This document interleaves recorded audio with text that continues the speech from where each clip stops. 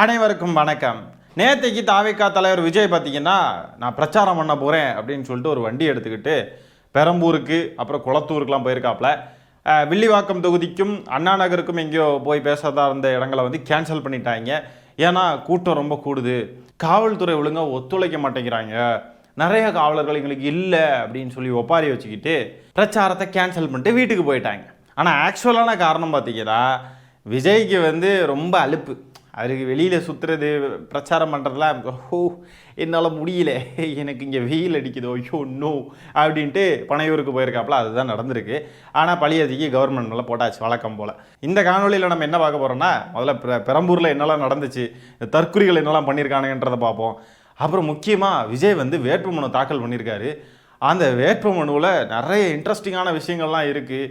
விஜயுடைய குடும்பத்தினருக்கே விஜய் வந்து கடன் கொடுத்துருக்கிறார். அம்மா அப்பா பிள்ளைங்க பொண்டாட்டிங்க எல்லாருக்கும் கடன் கொடுத்துருக்காரு. அதை பற்றி பார்க்க போகிறோம். அப்புறம் விஜயோடைய சொத்து மதிப்பு அது இதுன்னு எல்லாத்தையும் பற்றி நம்ம பேச போகிறோம். இந்த காணொலியை ஸ்கிப் பண்ணாமல் ஃபுல்லாக பாருங்கள். இப்போ வாங்க வீடியோக்குள்ளே போயிடலாம். வழக்கம் போல் பேரிகேட்டை உடச்சிக்கிட்டு ஓடுறது, காவல்துறையினரை தள்ளி போட்டுட்டு ஓடுறது, மிதிச்சுக்கிட்டு ஓடுறது, அடிச்சுக்கிட்டு ஓடுறது, தலைகீழாக ஓடுறது, கீழே விழுந்து ஓடுறது, ஏறி மிதிச்சுட்டு ஓடுறது, குழந்தைங்களை கொண்டு வந்து ஓடுறது, அது எல்லாம் நடந்திருக்கு. வழக்கம் போல் ஆஸ் வி எக்ஸ்பெக்டட் அதெல்லாம் நடந்திருக்கு. இதில் என்ன இருக்குது, இதில் என்ன ஆச்சரியம் இருக்குது? உங்களுடைய டிக்கெட்டை புக் பண்ணுங்க. இது ஒரு தலைமுறைக்கான தேர்தல், உங்களுக்கான தேர்தல். எவ்வளவு பெரிய வசதியான வாழ்க்கையா இருந்தாலும் எல்லாத்தையும் உதறி தள்ளிட்டு உங்களுக்காக மட்டுமே வந்திருக்கிறேன். உங்களுக்காக நன்றி கடன் செலுத்துறதுக்காக மட்டுமே வந்திருக்கிறேன். எல்லா வழிகளையும் தாங்கிக்கிட்டு உங்களுக்காக மட்டுமே வந்திருக்கிறேன். ஒரு நாளும் பொய் சொல்லி உங்களை நான் ஏமாத்த மாட்டேன். இந்த 4 முனை போட்டி, 40 முனை போட்டி, எத்தனை முனை போட்டி, எத்தனை உருட்டினாலும் இங்க 2 முனை போட்டி தான். ஒன்னு டிவிக்கு, இன்னொன்னு டிஎம்கே. மக்கள் விரோத ஆட்சி நடத்துற ஸ்டாலின் சார் வேணுமா, மக்களை நேசிக்கிற விஜய் வேணுமா? அவ்வளவுதான் இந்த தேர்தலே. இப்போ பேசியிருக்காருல்ல, இவ்வளோ தான் பேசியிருக்காரு மொத்தமே. 2 நிமிஷமாக என்னமா பேசிட்டு ஓடி போயிட்டார் பெரம்பூர்லேருந்து. அடுத்தது பார்த்தீங்கன்னா குளத்தூர்லமே ஒரு நிமிஷமோ 2 நிமிஷமோ பேசிட்டு தப்பா என்னெல்லாமோ பேசிட்டு ஓடிட்டாப்ல. வசதியான வாழ்க்கையை விட்டுட்டு வந்திருக்கிறாமே. என்ன வசதியான வாழ்க்கை? பிரைவேட் ஜெட்டில் போயிட்டு வராப்ல, ஒவ்வொரு இடத்துக்கும் லக்ஸூரியான கார்களில் போயிட்டு வராப்ல, லக்ஸூரியான கேராவேன், லக்ஸூரியான பஸ்ஸு. இந்த வேட்பாளர்களை அறிமுகப்படுத்தினார் பாருங்க, அது கூட தாஜ் ஹோட்டலில் சென்னையில் இருக்கு. பனையூர் பங்களாவுக்குள்ளே இருக்காரு. மேக்ஸிமம் ஆஃப் தி டேஸ் அந்த பங்களாவுக்குள்ளே தான் இருக்கார். அந்த பங்களா எப்படிப்பட்ட ஒரு ஆடம்பர பங்களா, எவ்வளோ சொகுசு பங்களா, எல்லாத்தையும் விட்டுக்கிட்டு வந்தாராம். எதை விட்டுக்கிட்டு வந்தார்? ஆடம்பர வாழ்க்கையை விட்டுட்டு வந்திருக்கிறேன்னா என்ன? இந்த இப்போ ரோட்டில் இறங்கி வந்து பிரச்சாரம் பண்ணுறீங்க, அது உங்களுக்கு கஷ்டமாக இருக்குது. பொதுமக்களுக்கு மத்தியில் வந்து இந்த மைக்கை பிடிச்சி வெயிலில் நின்று பேசுறது உங்களுக்கு அவ்வளோ கஷ்டமாக இருக்குது. அதுதான் ஆடம்பர வாழ்க்கையை விட்டது. பாருங்களா, ஆடம்பர வாழ்க்கையை விட்டுட்டு வந்தாராம். எதை விட்டுட்டு வந்தார் இவர்? உண்மையாகவே இவன் உதறி தள்ளினது யாரெல்லாம் அப்படின்னா, இவன் அம்மா அப்பா பெத்த பிள்ளைங்க மனைவி இவங்க எல்லாரையும் தான் விட்டுட்டு வந்திருக்கிறான். வேற எதையும் விடலை, ஆடம்பர வாழ்க்கையெல்லாம் விடலை. இவன் ஆடம்பர வாழ்க்கை என்ன லட்சணத்தில் இருக்குன்றதெல்லாம் நம்ம பார்ப்போம் பாருங்க. இவ்வளோ மோசமான நபர் அப்படின்றதெல்லாம் இந்த காணொலியில் லாஸ்ட் வரைக்கும் பார்த்தீங்கன்னா உங்களுக்கு தெரியும். அவ்வளோ மோசமான நபர், தோல் உரிச்சு தொங்க விட போகிறேன் இந்த காணொலியில் பாருங்க. ஐயோ இன்னும் அழுகுறாங்க. ஐயோ பார்க்கவே ஒரு மாதிரியாக இருக்குது. இது என்ன பாருங்க, இது எல்லாம் படிக்கிற பிள்ளைங்க, காலேஜுக்கு போய் படிச்சுட்டு இல்லைன்னா வேலை பார்க்குறதுங்க. இப்படி வேலை வெட்டியெல்லாம் இல்லையா இவனை பார்க்கறதுக்குன்னு சொல்லிட்டு வந்திருக்கீங்களே? இல்லை எனக்கு புரிய மாட்டேங்குது. அவன் ஏதாவது உருப்படியான அரசியல் ஏதாவது பேசுகிறானா? அவன் வந்து நிற்கிற தொகுதியில் நான் என்ன பண்ண போகிறேன், இந்த தொகுதியில் இந்த குறைகள் இருக்குது, இதெல்லாம் வந்து இப்படி இருக்குது அப்படி இருக்குது இப்படி இருக்குது ஏதாவது சொன்னானே? வந்துட்டு ஒன்று போட்டி டிஎம்கே, ஒன்று ஏடிஎம்கே, ஒன்று இது டிவிக்கே, ஸ்டாலின் சார் வேணுமா, விஜய் வேணுமா, நான் எல்லாத்தையும் உச்சத்தை உதறிட்டு வந்திருக்கிறேன், அதை உதறிட்டு வந்திருக்கேன். இதே அரைச்சமாவை தானே அரைச்சிக்கிட்டு இருக்கிறான். இவனை பார்க்குறதுக்கு எதுக்கு போகிறீங்க நீங்கள்? எதுக்குன்னா ரசிக மோகம். விஜய் நேரில் பார்க்குறோம். விஜய் கண் எப்படி இருக்குது, மூஞ்சி எப்படி இருக்குது, மூக்கு எப்படி இருக்குது, மொழி எப்படி இருக்குது, வாய் எப்படி இருக்குது, எல்லாத்தையும் பார்க்குறதுக்கு தான் போகிறாங்க. 41 பேர் துள்ள துடிக்க சாகிறப்போ, சின்ன குழந்தைங்கள்லாம் சாகிறப்போ இவங்களுக்கெல்லாம் அழுகையே வரல. இன்னைக்கு விஜய் நேரில் வந்திருக்காராம், பார்த்து அழுறாங்க. குளத்தூர் தொகுதியில் போய் நின்றுக்கிட்டு மாதவரம் தொகுதியுடைய வேட்பாளருடைய பேரை சொல்லி வாக்கு கேட்குறாப்புல. இங்கே நம்மளுடைய வேட்பாளர் இருக்காங்க அப்போ பிரபு. ஆனால் ஆக்சுவலாக தாவேக்காவுடைய குளத்தூர் தொகுதியுடைய வேட்பாளர் பார்த்தீங்கன்னா பாபு ஸ்னேக் பாபு, அந்த மாதிரி தான் பாபு. யார் வேட்பாளர்னே தெரியாமல் கன்ஃபியூஸ் ஆகி போய் மாதவரம் தொகுதியுடைய வேட்பாளரை கொண்டு வந்து குளத்தூர் தொகுதி வேட்பாளர்னு சொல்லி ஓட்டு கேட்குறாப்புல. என்ன லட்சணத்தில் இருக்கான் பாருங்க தலைவன், தற்கூரி தலைவன். இங்கே பாருங்க, மீண்டும் இந்த டிரான்ஸ்ஃபார்மர்ல எல்லாம் ஏறுற பழக்கம் இவனுங்களுக்கு இன்னும் இதாகலை. அங்கே ஏதோ தடுப்புகள்லாம் கவர்மெண்ட் போட்டு வச்சிருக்கிறதுனால பெரும் அசம்பாவிதங்கள்லாம் தடுக்கப்பட்டிருக்கு. ஆனாலும் அதையும் மீறி ஏறுறானுங்க. மரத்துக்கு மேலே ஏறி, டிரான்ஸ்ஃபார்மர் மேலே ஏறி, எங்கேயா போய் விட்டு எடுத்து சாகலாம், எலக்ட்ரிக் ஷாக் அடிச்சு செத்தாலும் பரவாயில்ல, விஜயை பார்த்துக்கிட்டு செத்துறணுன்ற மனநிலையில் ஏறி போகிறானுங்க. இப்படிப்பட்ட தற்கொலைகளை கவர்மெண்ட் எப்படி கண்ட்ரோல் பண்ண முடியுன்றது தான் என்னுடைய கேள்வி. எப்படி கண்ட்ரோல் பண்ண முடியும்? இவனுங்க தாவேக காரணங்களாலே கண்ட்ரோல் பண்ண முடியல. இந்த தெரிச்சுக்கிட்டு ஓடுறானுங்க ஹெல்மெட். இவனுங்களாம் ஹெல்மெட் வச்சிருக்கானுங்கன்றதே ஆச்சரியமா இருக்கு. ஹெல்மெட் எல்லாம் எடுத்துட்டு ஓடுறானுங்க. இங்கே பாருங்க, ஒரு அம்மணி மயக்கம் போடுறாங்க. அப்படியே முடியல அப்பா, இதுதான் சொல்கிறோம் போகாத கேடு கேட்டா தானே. அங்கே போய் நின்று கஷ்டமாக மயங்கி விழுந்து ஏதாவது ஆச்சுன்னா அதுக்கப்புறம் கவர்மெண்ட் மேலே தூக்கி பழிய போட்டுறது. இதே பொழப்பா வச்சிருக்குதுங்க இதுங்கெல்லாம். பெண்கள் பாதுகாப்பு இல்லாத, சட்டம் ஒழுங்கு சரியில்லாத, போதை பொருள் அதிகமா இருக்கிற நம்ம தமிழ்நாட்டை நம்ம காப்பாத்தி ஆகணும். நல்ல வேற லெவலில் பேசுறாரு இல்லையா? ஆனால் இவர் கட்சியில் நிறுத்திருக்கிற வேட்பாளர்கள் எல்லாம் அயோக்கிய பயலுக, ரவுடி பயலுக, மொள்ள மாதிரி பயலுக, முடிச்சவைக்கு பயலுக, பாலியல் குற்றவாளிகள், எல்லாம் கஞ்சா கடத்துறவனுங்க. இப்போதான் சந்திர காண்டிபன் ஒருத்தன் இருக்கானாமே, அவனை வேட்பாளரை நிறுத்தி வச்சிருக்கான் விஜய்ன்ற நபர். கஞ்சா கேஸில் உள்ளே போயிட்டு இப்போ தான் 10 நாளைக்கு முன்னாடி வெளியே வந்திருக்கிறான். அந்த தருதில் பொறுக்கி பாய அவனை வேட்பாளரை நிறுத்தி வச்சிருக்கான் விஜய். அடுத்ததாக பூந்தமல்லியுடைய தாவேக்கா வேட்பாளர் குட்டின்றவன், அவனுக்கு குட்டியாக இருக்க வேண்டியதெல்லாம் குட்டியாக இல்லாமல் இருந்ததுனால என்ன பண்ணியிருக்கான்னு பார்த்தீங்கன்னா, பாலியல் சீண்டலில் ஈடுபட்டிருக்கான். ஒரு பெண்ணுக்கு பாலியல் சீண்டல் கொடுத்து அந்த பெண் வந்து புஷி ஆனந்த் கிட்டலாம் போய் கம்ப்ளைண்ட் பண்ணியிருக்காங்க. தாவேக்கா தலைமை கிட்டலாம் போய் கம்ப்ளைண்ட் பண்ணியிருக்காங்க. கொஞ்சம் அட்ஜஸ்ட் பண்ணிட்டு போமா, இதெல்லாம் அப்படிதாம்மா இருக்கும், இதெல்லாம் வந்து கண்டுக்காதமே அப்படின்னு சொல்லிட்டு அனுப்பி வச்சிருக்காங்க. எந்த நடவடிக்கையும் இவன் மேலே எடுக்கலை. அதனால இந்த பெண் என்ன பண்ணியிருக்காங்கன்னா, இப்போ வேட்பாளரை நிறுத்தினதுக்கு அப்புறம் அந்த பெண் வந்து இப்போ வெளியே வந்து வாய்ஸ் அவுட் பண்ணுறாங்க. இப்போ அந்த குட்டின்றவன் மேலே 6 பிரிவுகளின் கீழே வழக்கு பதிவு செய்யப்பட்டிருக்கு. வெளியே எங்கேயாவது இந்த விஷயத்த சொன்னேன்னு சொன்னால் கூலிப்படை வச்சு உன்னை கொன்றுவேன் அப்படின்னு சொல்லி இந்த பெண்ணை மிரட்டியிருக்கான் அந்த குட்டின்ற நாய். பாருங்க, கூலிப்படையை ஏவி விடுறதுக்கான மனநிலையில் இருக்கிறவனுங்க, ரவுடி பயலுக, எல்லாம் முடிச்ச வைக்க மொள்ள மாதிரி பசங்களும் வேட்பாளராக நிற்கிறானுங்க. இவனுங்கெல்லாம் மக்களுக்கு நல்லது செய்வானுங்களாம். அதுலேயும் முக்கியமாக பாலியல் குற்றவாளிகள். என்னத்த சொல்றது இவனுங்களெல்லாம்? பெரம்பூரில் குளத்தூர்ல எல்லாம் இவனுங்க பண்ண அலப்பறை தாங்க முடியாம பொதுமக்கள்லாம் திட்டுன்னு திட்டுறாங்க. அதில் ஒரு பெண்மணி ஒரு விஷயம் சொல்றாங்க பாருங்க. இருக்கு வழி எங்க விடுறானுங்க, எங்க வழி? ஒரு கட்சி மீட்டிங் போறாங்கன்னா ஒழுங்கா போட சொல்லுங்க, போறவங்களுக்கு வழி விட சொல்லுங்க. அவங்களுக்கு தான் வேலை வட்டியில நிக்கிறாங்க. வேலைக்கு போயிட்டு வர லேடிஸ் எப்படி போவாங்க, எப்படி வருவாங்க? எவ்வளவு தூரம் நடந்து வந்துட்டு இருக்கோம். வழி விட சொல்லு, வழி விட்டுட்டு அவனை பண்ண சொல்லு. யார் வேணான்றா? பக்கத்துலயே ஒருத்தன் இருக்கான். இவனுக்கு தான் வேலை வெட்டி இல்லாத நாய்ங்கன்னா எங்களுக்கெல்லாம் வேறு வேலை இல்லையா? நாங்கள் வேலை வெட்டிக்கு போயிட்டு வந்துகிட்டு இருக்கோம், பெண்களுக்கெல்லாம் நடந்து போக முடியல, வர முடியல, எல்லாத்தையும் வழிமறிச்சு நின்றுட்டு இருக்கானுங்க அப்படின்னு அவன் முழிக்கிற ஒரு மாதிரி இப்படி பார்க்குறான். ஒரு ஐயோ மாட்டுனா சிக்கணுண்டா செத்தோண்டான்னு பார்க்குறான். பொதுமக்கள் கிட்ட இவ்வளோதான் உங்களுடைய மதிப்படா. ஒன்றா ஒரு இடத்துல சேர்றானுங்கன்ன உடனே என்னமோ நம்ம தான் பொதுமக்கள், நம்ம தான் மக்கள் அப்படின்னு நினச்சிக்கிட்டு இருக்கானுங்க. தற்குறி கூட்டம். பொதுமக்கள் கிட்டலாம் என்னைக்கு செருப்படி வாங்க போறீங்களோ தெரியாது. எல்லாரும் பொறுமையாக இருந்திருந்து நமக்கு என்னன்னு கடந்து போகிறாங்க. என்னைக்காவது ஒரு நாள் அது பேக் ஃபேர் ஆகி எந்த லெவலுக்கு வேணால் போகும். நீங்கள் இப்படியே பண்ணிக்கிட்டு இருந்தீங்கன்னு சொன்னாங்க. இந்த தாவேக்க காரணங்கள்லாம் எங்களுக்கு பாதுகாப்பு இல்லை, போலீஸ் யாருமே இல்லை, போலீஸே இல்லை அப்படின்லாம் சொல்லிக்கிட்டு இருந்தானுங்கள்ல. இந்த காணொலியை பாருங்கள். இது யார் சுற்றி நிற்கிறதெல்லாம் யார்? ஒரு பெண் மயங்கி விழுறாங்க, அவங்களுக்கு ஹெல்ப் பண்ணுறது யார்? காவல்துறை தான். காவல்துறையை சேர்ந்தவங்க தான், காவலர்கள் தான். காவலர்களே இல்லை, பாதுகாப்பே இல்லைன்னானுங்க. அப்போ இங்கே பெண் எப்படி மயங்கி விழுந்தாங்க? அங்கே காவல்துறையினர் இருக்காங்க, ஹெல்ப் பண்ணுறாங்க. அந்த பெண் மயங்கி விழுந்ததுக்கு காரணம் நீங்கள் தான்டா, தவிட்டு தற்குறி தாவைக்கண்களா? கவர்மெண்ட்டாக காவல்துறையே கிடையாது. மயங்கி விழுந்த பெண்ணை காப்பாற்றுறது தான் காவல்துறை. காப்பாற்றிக்கிட்டு இருக்காங்க. கரூர்லேயும் இதே மாதிரி தான். காவல்துறை இல்லை, காவல்துறை எங்களுக்கு யாரும் எதுவும் செய்யலை, கவர்மெண்ட் எங்களை கைவிட்டாங்க, கவர்மெண்ட் எங்களுக்கு எதுவும் செய்யலை அப்படி இப்படின்னானுங்க. அதே மாதிரி தான் இப்பவும் இருக்கானுங்க, திருந்தவே இல்லை இன்னுமே. கரூர்லேயும் காவல்துறையினர் அவ்வளோ பேர் களத்தில் இறங்கி மக்களுக்கெல்லாம் அவ்வளோ உதவி பண்ணாங்க. குழந்தைங்களெல்லாம் தூக்கிட்டு ஓடுறாங்க. பெண்கள், குழந்தைங்க எல்லாரையும் காப்பாற்றுறாங்க அவ்வளோ காவலர்கள் சேர்ந்து. நம்ம எவ்வளோ காணொலிகள் பார்த்துருப்போம் இல்லையா? அப்போ கூட கண் கூட நம்ம அவ்வளோ காணொலிகளை பார்த்தப்போ கூட அவ்வளோ பழியை தூக்கி காவலர்கள் மேலே போட்டானுங்க. இப்போவும் அதே மாதிரி தான். எங்கள் தலைவர் வந்து பிரச்சாரத்தை கேன்சல் பண்ணிட்டு வீட்டுக்கு போனது காரணமே காவல்துறை தான். காவல்துறை வந்து கரெக்டாக எங்களுக்கு எதுவுமே இது செய்யலை, காவல்துறை ஒருதலை பட்சமாக செயல்படுது அப்படி இப்படின்னு சொல்லி பழிய போட்டுக்கிட்டு இப்போவும் அதே மாதிரி தான் இருக்கானுங்க. மக்களுடைய வெறுப்பை சம்பாதிச்சுக்கிட்டே இருக்கானுங்க. இதோடைய விளைவு என்னன்றதை தேர்தலில் இவனுங்க தெளிவாக பார்ப்பானுங்க. அடுத்ததாக விஜய் வந்து வேட்புமனு தாக்கல் பண்ணியிருக்காரு.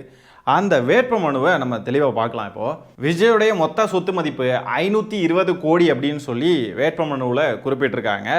இதில் 404.58 கோடி ரூபாய் அசையும் சொத்துக்கள், 115.13 கோடி ரூபாய் வந்து அசையா சொத்துக்கள் அப்படின்னு சொல்லி குறிப்பிட்டிருக்காங்க. விஜயுடைய வருமான வரி நிலுவைகள், வருமான வரி கட்டாமல் இருக்கிறது எவ்வளோன்னு பார்த்தீங்கன்னா மொத்தம் 3.4 கோடி ரூபாய் வருமான வரி கட்டாமல் நிலுவையில் இருக்கு. இவர் தான் தூய சக்தி. வருமான வரியே கட்டல 3.5 கோடி ரூபாய், 520 கோடி ரூபாய் சொத்து வச்சுக்கிட்டு 3.5 கோடி ரூபாய் வருமான வரியை கட்டாமல் இருக்கான்னா இவன் தான் தூய சக்தியான். இருக்கிறதுலே இவன் தான் பெரிய ஃப்ராடு. எவனெல்லாம் ஃப்ராடுன்னு நீங்கள் நினைக்கிறீங்களோ அவனை விட மிகப்பெரிய ஃப்ராடு விஜய் தான். இந்த வேட்புமனுவிலேயே நம்மளெல்லாம் அதிர்ச்சிக்குள்ளாக்கக்கூடிய ஒரு விஷயம்னா என்னன்னு பார்த்தீங்கன்னா, விஜயுடைய குடும்பத்தினர் அனைவருமே விஜயுடைய கடனாளிகளாக இருக்காங்க. விஜயுடைய மனைவி சங்கீதாவுக்கு 12 கோடி ரூபாய் கடன் கொடுத்துருக்கிறாராம். அப்பா சந்திரசேகருக்கு 3 கோடி ரூபாய் கடன். அம்மா சோபாவுக்கு 87 லட்சம் ரூபாய் கடன் கொடுத்துருக்காப்புல. மகன் ஜேசனுக்கு 8 லட்சம் ரூபா. மகள் சாஷாவுக்கு 4 லட்சம் ரூபாய் கடன் கொடுத்துருக்காராம் விஜய். முடியல, இந்த குழந்தைங்களையாவது விட்டுருக்கலாம். 4 லட்சம் 8 லட்சம் இத்தனை கோடி ரூபாடா, 520 கோடி ரூபா, 520 கோடி ரூபாயை வச்சுக்கிட்டு 2 பிள்ளைங்க பெத்த பிள்ளைகளுக்கு இது பண்ணதெல்லாம் வேட்புமனுவில் கொடுத்து கடன் கொடுத்துருக்கேன்னு ஒருத்தர் சொல்கிறானா அவன் எப்படிப்பட்டவனாக இருப்பான்? ஐயோ ரொம்ப ரொம்ப மோசமான நபருங்க. ஐயோ நினச்சதை விட ரொம்ப மோசமானவனாக இருக்கான். பெத்த பிள்ளைங்களை பெற்று வளர்த்த காசையெல்லாம் வந்து ஆட் பண்ணுறான் போல. பிறந்ததுலேருந்தே எங்கள் அப்பா ஒரு நோட்டு வாங்கினார்டா, அந்த நோட்டுக்கும் சேர்த்து காசு போட்டாரான்ட்டு இந்த விமல் வந்து ஒரு படத்தில் சொல்லுவாப்புல டைலாக். அதே மாதிரி தான் இருக்குது இதை பார்க்குறதுக்கு.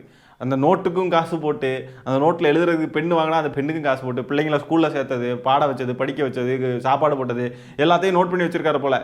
ஜேசன் சஞ்சய்க்கு 8 லட்சம், சாசாவுக்கு 4 லட்சம். ஐயோ கட்டின மனைவிக்கு, பெத்த அம்மாவுக்கு, அப்பாவுக்கு. ஐயோ எப்படிங்க இவர் இப்படிப்பட்டவராக இருக்காரு? ஐயோ ஐயோ ஐயோ 1000 கோடி ரூபாயை நான் வெட்டிக்கிட்டு வந்திருக்கேன்னு சொல்கிறாரு. ஆனால் குடும்பத்துக்குள்ளேயே கந்து வெட்டி, ராக்கெட் வெட்டி, மீட்டர் வெட்டின்னு வெட்டிக்கு விட்டுக்கிட்டு இருக்காப்புல கடன். நம்ம குடும்பத்தில் உள்ளவங்க ஏதாவது காசு கேட்குறாங்க அப்படின்னு சொன்னால் நம்ம வீட்டுக்குள்ளே உள்ளவங்க, நம்ம வேற யாரோ கூட இல்லை, ரிலேட்டிவ்ஸ், சொந்தக்காரங்க, சித்தப்பா, மாமன், மச்சான், அதெல்லாம் இல்லை. அப்பா, அம்மா, மனைவி, பிள்ளைங்க ஏதாவது காசு கேட்குறாங்க அப்படின்னு வச்சுப்போமே, அது கொடுக்குறோம் அப்படின்னா அது கடன். இந்த தொகை வந்து கடன் தொகை, எனக்கு வாங்கியிருக்க எனக்கு திருப்பி தரணும். அது இது எவ்வளோ வந்து கேவலமாக ஃபீல் ஆகுது. இந்த நபர் கூடலாம் எப்படி தான் வாழ்ந்தாங்களோ தெரியல. யோ நினைக்கவே ரொம்ப கேவலமாக இருக்குது. இப்படிலாம் வந்து ஒருத்தன் எப்படிலாம் இருக்கக்கூடாதோ உலகத்தில் ஒருத்தன் அப்படியெல்லாம் ஒருத்தன் இருக்கான். இவனை தான் எக்ஸாம்பிளாக காட்டணும். மக்களே இப்படி இருந்துடாதீங்க, இப்படிப்பட்ட ஒருத்தனை மட்டும் இருந்துடாதீங்க. நீங்கள் குடும்பத்துக்கு கடன் கொடுத்துருக்கேன்னு பொதுவெளியில் வந்து அது தெரிய வைக்கிறது, வெளியே வந்து சொல்கிறதே வந்து கேவலம், வெக்கப்படணும். நீ எல்லாம் ஒரு மனுஷனா? தான் பெத்த பெண் பிள்ளைக்கு 4 லட்ச ரூபா கொடுத்ததை கடன்னு சொல்லி எழுதி வச்சுருக்கான். இவன் வந்து தமிழ்நாட்டில் இருக்கக்கூடிய எல்லா பெண்களுக்கும் அண்ணன் சீர்திட்டம், இது திட்டம், இந்த திட்டம், மோதிர திட்டம், அந்த இது இந்த இதுன்னு என்னெல்லாமோ சொல்கிறான். சூப்பர் 6, அன்னபூர்ணின்றான். ஏடா டேய், பெத்த பிள்ளைக்கு 4 லட்ச ரூபா தான்டா கொடுத்துருக்க, வெறும் 4 லட்ச ரூபாடா. டேய் ஏடா நீ வச்சிருக்க பணத்துக்கெலாம் அந்த 4 லட்ச ரூபாயெல்லாம் ஒரு இதுவா? அந்த பிள்ளைங்கள்லாம் இந்த மாதிரி நமக்கு பேசுகிற காணொலிகளெல்லாம் பார்த்தா கண்ணீர் விட்டு அழுதுருவாங்க போல இருக்கு. அவ்வளோ வேதனை இருக்கும் உள்ளார. இப்படி கேவலப்படுத்துகிறானே, இப்படி ஒருத்தனுக்கு நம்ம பிள்ளையா பிறந்ததுக்கு கேவலப்படணும் அப்படின்னு கேவலப்பட்டிருப்பாங்க. எல்லாரும் வெளியே இருந்து பார்க்குறவங்களாம் என்ன நினைப்பாங்க, ஒரு பெரிய கோடீஸ்வரன் வீட்டில் பிறந்துட மாட்டோமா அப்படின்னு. ஆனால் கோடீஸ்வரன் வீட்டில் பிறந்தாலும் அந்த கோடீஸ்வரன் நல்லவனாக இருந்தால் அந்த பிள்ளைங்களும் நல்லாயிருக்கும். ஆனால் இப்படிப்பட்ட தருதலை கேவலமானவன்ட்ட பிறந்து தொலைச்சிட்டா ஏன்டா பிறந்து தொலைச்சோம்? ஒரு 10,000 ரூபா 20,000 ரூபா சம்பாதிக்கிற ஒரு தகப்பனுக்கு நம்ம பிறந்திருந்தா கூட நம்மளை கண்ணின் மணி போல பார்த்துக்கிற ஒரு தகப்பன்கிட்ட நம்ம பிறந்திருக்க மாட்டோமா? இப்படிப்பட்ட ஒரு கேடுகட்டவனுக்கு பிறந்து இவன் இத்தனை கோடி ரூபாய் சொத்து வச்சிருந்தாலும் என்ன பிரயோஜனம்? இவங்களாம் ஒரு தகப்பனம், ஒரு மனுஷனாவே இவனுக்குலாம் வந்து தகுதி கிடையாது, இவனுக்கு போய் பிறந்துட்டோமேன்னு சொல்லி அவ்வளோ வருத்தப்படுவாங்க. அவ்வளோ கேவலமான இழிவான செயல். பெத்த பொண்ணுக்கு 4 லட்ச ரூபா, பெத்த பையனுக்கு 8 லட்ச ரூபான்றதெல்லாம் எழுதி வச்சிருக்கான். இவன் எப்படிப்பட்ட ஒரு மனுஷனாக இருப்பான்? இவன் வந்து தமிழ்நாட்டில் இருக்கிற இளைஞர்கள், பெண்கள், முதியவர்கள் எல்லாருக்கும் வந்து நல்லாட்சியை கொடுப்பானா. இவன் பேசிக்கிட்டு திரியிறான் தமிழ்நாட்டுக்குள்ளே. பெண்களுக்கு பாதுகாப்பு கொடுப்பேன்றான், பெண்களுக்கு சீர் கொடுப்பேன்றான். அண்ணன் சீர்திட்டமா? ஏன்னா ஏதோ மோதிரம் போடுவானா, என்னமெல்லாம் கொடுத்து விடுவானா கல்யாணமாகி போகிற பெண்களுக்கு. மனசு வேணும். எது செய்யணும்னாலும் உன் குடும்பத்தில் உள்ளவங்களுக்கே நீ 4 ரூபா கொடுத்தது நீ கணக்கு போட்டு வச்சிருக்கனா, நீ எப்படா தமிழ்நாட்டு மக்களுக்கு கொடுப்ப? தருதலை தற்குறி. இவன் வந்து ஆட்சியை பிடிக்கிறதெல்லாம் நடக்காது. நான் அதை பற்றிலாம் நம்ம அது வேற அவனுடைய பாயிண்ட் ஆஃப் வியூலேருந்து நம்ம வந்து கேட்குறோம் இந்த கேள்விகள். ஆனால் இவன் எங்கேயோ ஒரு இடத்துல ஏதோ ஒரு தொகுதியில் இவன் ஜெயிச்சு தான் ஒரு எம்எல்ஏ அப்படின்றது மாதிரி வச்சுக்கோங்களேன். அதுவும் நடக்காது தான். நான் சொல்கிறதுக்கே கஷ்டப்பட்டு தான் சொல்கிறேன். புரிஞ்சுப்பீங்கன்னு நம்புகிறேன் மக்களே. பெரம்பூர்லையும் ஜெயிக்க முடியாது, திருச்சி கிழக்குலையும் ஜெயிக்க முடியாது, அதெல்லாம் வேற கதை. ஆனால் அவன் அப்படியே ஜெயிச்சா கூட அந்த தொகுதி மக்களுக்கு கூட எதுவும் செய்ய மாட்டானே. குடும்பத்துக்குள்ளே இருக்கிறவங்களே இப்படி இவன் ட்ரீட் பண்ணுறான்னா இவன் எப்படி இவன்லாம்? ஐயோ திருமணத்தை தாண்டி ஒரு உறவு வச்சுக்கிட்டதுனால பெத்த அம்மா அப்பா பொண்டாட்டி குழந்தைங்க எல்லாரையும் கொடுமைப்படுத்துறான் அப்படின்னு தான் நம்ம இதெல்லாம் பார்க்க வேண்டியது இருக்கு. குடும்பத்தினரே இப்படி பழி வாங்குறான் அப்படின்னு சொன்னாக்க இவனை தொகுதி மக்கள்லாம் தோக்கடிக்க போறாங்க. தோத்ததுக்கு அப்புறம் அந்த மக்களை எப்படியெல்லாம் பழி வாங்க போறான்னு தெரியல. ஒன்று பணம் பணம் பணம் பணம்னு வெறி பிடிச்சி போயிருக்கான், இல்லைன்னா பழி வாங்கணும்னு பழி வாங்குற புத்தியிலே இருக்கான். திமுகவை பழி வாங்கணும், மக்களை பழி வாங்கணும், அதை பழி வாங்கணும், இதை பழி வாங்கணும், ஒரு வெறி பிடிச்சவன் மாதிரி இருக்கான் பாருங்க. தமிழ்நாட்டு அரசியலில் எந்த அரசியல்வாதியும் தன்னுடைய குடும்பத்தை இப்படி கேவலப்படுத்தினது கிடையாது, தன்னுடைய குடும்பத்தை இப்படி அடமானம் வச்சது கிடையவே கிடையாது. யாருமே கிடையாதுங்க. நம்ம வந்து இந்த சைமன் செபாஸ்டியனை நம்ம வந்து திட்டுவோம், என்ன வேணா சொல்லுவோம். அந்த சைமன் செபாஸ்டியனே ஆக சிறந்த ஒரு கேவலமான பிறவி. அப்படிப்பட்ட கேவலமான பிறவி கூட பொதுவெளியில எங்கேயுமே தன்னுடைய மனைவியையோ தன்னுடைய மகனையோ தன்னுடைய குடும்பத்தையோ எங்கேயுமே அவன் வந்து இப்படி வந்து அடமானம் வச்சு இழிவுபடுத்துனது கிடையவே கிடையாது. அவனையே நம்ம கேவலமான இழிவான பிறவின்னு நம்ம சொல்றப்போ இவனையெல்லாம் இப்போ என்னத்தை சொல்றது? இவன்லாம் மனுஷ ஜென்மமே கிடையாது, மனுஷனே கிடையாது. இப்போ எந்த மிருகத்தோடையும் ஒப்பிட முடியாது.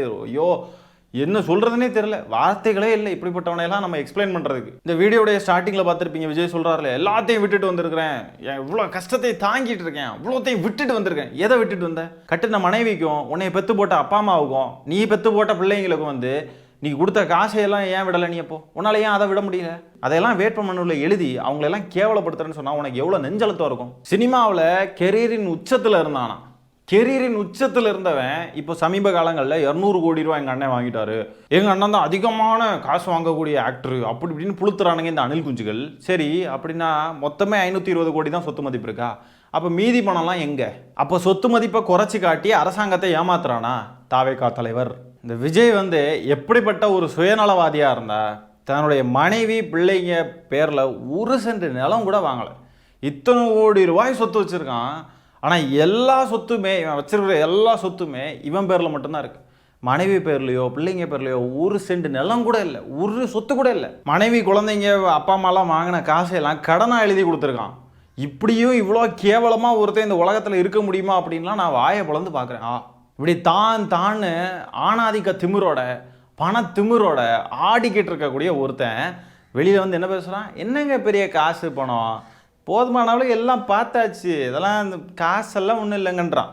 காசெல்லாம் ஒன்றும் இல்லைன்னா உன் சொந்த குடும்பத்தினரை ஏன் கடனாளின்னு எழுதி வச்சிருக்க? எதுக்கு மென்ஷன் பண்ணி வச்சிருக்க?